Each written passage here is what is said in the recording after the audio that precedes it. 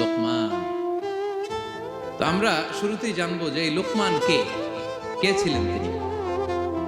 লোকমান আলাইহিস সালাম আল্লাহর প্রিয় ভাজন একজন ব্যক্তি ছিলেন, খুব বিজ্ঞ একজন মানুষ ছিলেন, খুব জ্ঞানী প্রাজ্ঞ একজন ব্যক্তিত্ব ছিলেন। দেখতে উনি কালো ছিলেন, কুৎসিত, চামড়াটা কি ছিল? কালো, ব্ল্যাক। তার মানে ব্ল্যাক হইলেই কাউকে ছোট করা যাবে না। কাজী নজরুল বড় সুন্দর লিখেছেন, কালো আর ধলো বাহিরে কেবল, ভিতরে সবাই সমান রাঙ্গা। কেটে দিলে রক্তের রং, যে কালো রঙের তার রক্ত, যে ধবধবে সাদা তার রক্ত লাল। তাহলে ব্ল্যাক হইলেই কাউকে ছোট করা চলবে না।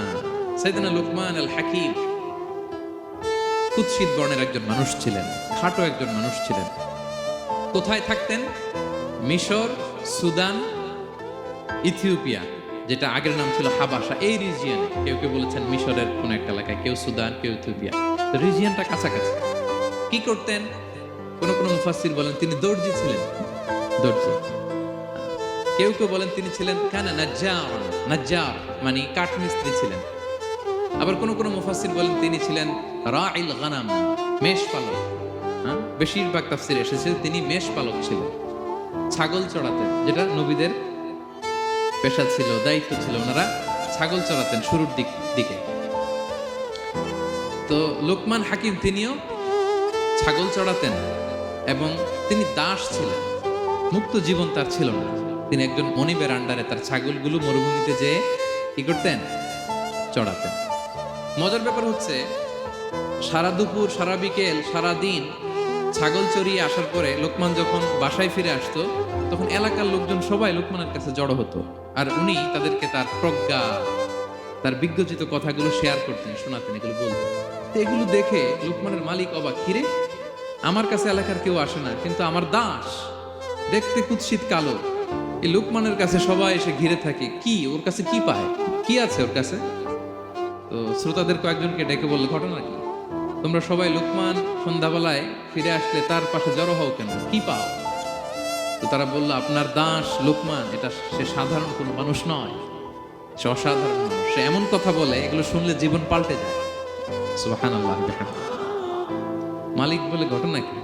আমি ওর মালিক, কই কোনোদিন তো এরকম ওর সাথে কোনো কনভারসেশনে যাই নাই, কথা হয় নাই, আমি তো শুনি নাই, দেখি আজকে চেক করে দেখি কি ওর এত বিজ্ঞতা, এত জ্ঞান, এত প্রাজ্ঞতা কিসের দেখি। তো আজকে সন্ধ্যাবেলায় ফিরছে, উনি বলতেছে, ইয়া লোকমান ইযবাহ লানা শাতান, একটা ছাগল জবাই করো, ওয়া আখরিজ মিনহা আতিয়াবা মুদগাতাইন, এবার এই ছাগলের সবচেয়ে শ্রেষ্ঠ দুইটা অঙ্গ কেটে নিয়ে আসো, যাও। ফাআখরাজাল লিসানা ওয়াল কলব, লোকমান যে ছাগল জবাই করে, ছাগলের জিহ্বাটা আর কলব, হার্ট, এই দুইটা কেটে নিয়ে আসে, বলছে এই দুইটা শ্রেষ্ঠ। বলছে আচ্ছা ঠিক আছে। মালিক আবার বলল, ওয়াযবাহ লানা শাতান উখরা ইয়া লোকমান, যাও আরেকটা জবাই করো, ওয়া আখরিজ মিনহা আখবাসা মুদগাতাইন, এবার সবচেয়ে নিকৃষ্ট দুইটা অঙ্গ ছাগলের কেটে নিয়ে আসো, যাও দেখি। ফাআখরাজাল লিসানা ওয়াল কলব, সে আরেকটা ছাগল জবাই করে আবার জিহ্বা আর হার্ট, কলব কেটে নিয়ে আসছে, বলছে এই যে এটা সবচেয়ে নিকৃষ্ট। তো মালিক বলে, মা হাযা ইয়া লোকমান, মা লাকা ইয়া লোকমান, ঘটনা কি লোকমান? শ্রেষ্ঠ দুটো অঙ্গ কাটতে বললাম, জিহ্বার কলিজা হৃদয় কেটে নিয়ে আসলাম, বললাম সবচেয়ে নিকৃষ্ট দুটো অঙ্গ কাটো, আবার জিহ্বার এটা কেটে নিয়ে আসলাম। তো লোকমান বলতেছে, জিহ্বা আর হৃদয় যদি শ্রেষ্ঠ হয়, কলব যদি শ্রেষ্ঠ হয়, এর চেয়ে শ্রেষ্ঠ অঙ্গ আর হতে পারে না। আর জিহ্বা আর কলব যদি খারাপ হয়, মানুষের মুখ আর হৃদয় যদি খারাপ হয়, এর চেয়ে নিকৃষ্ট অঙ্গ আর হতে পারে